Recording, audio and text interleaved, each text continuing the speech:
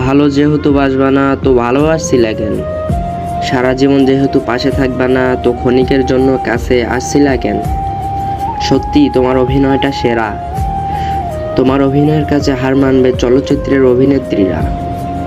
প্রতিদিন নিয়ম করে তো আজও সবই হয়। সকাল থেকে দুপুর, দুপুর থেকে সন্ধ্যা, শুধু হয় না তোমার সাথে আমার কথা।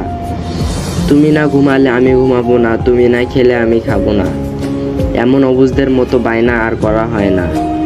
হারিয়ে গেছো তুমি দূরে কোনো অজানায়।